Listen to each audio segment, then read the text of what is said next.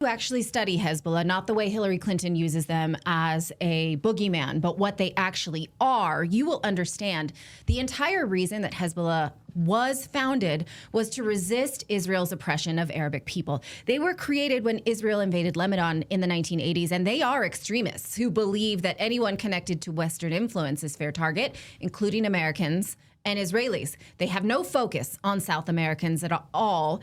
In fact, they are such Muslim extremists that they execute their own people in their own ranks, even for minor corruption, and their jihad forbids drug use and drug selling. Is there any proof, though, that they have sort of went outside their borders to enrich themselves with the drug trade in South America? Are there Lebanese people involved in the drug trade in South America? Sure, just like there are Italians, Colombians, Americans even. This would be the equivalent of Rubio saying, well, there are Catholic churches in Venezuela, so the Vatican is plotting a war. But can we prove it to fundraise for a war with Hezbollah, which gets us, if we go, as my grandma would say, go around your elbow to get to your backside, then can we get that war we want with Iran? I have not seen proof, but there are mountains of proof that the U.S. intelligence agencies have had their hand in the drug war in South America for decades.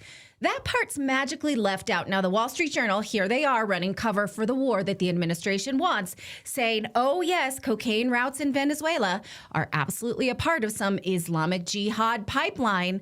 What they leave out here is the longstanding history of the CIA's role in the South American drug trade, including the biggest scandal of all, Iran-Contra. So it was us that was supplying weapons to Iran and extremists in order to fund the drug trade.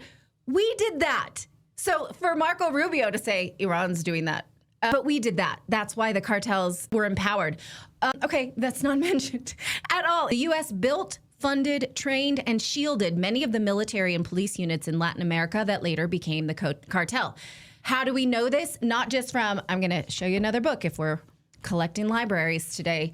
This book. If you read this, you will not buy any of this BS. Alfred McCoy has been a whistleblower about the CIA's role in the drug trade for decades. If we had listened to him, we would have been much better off.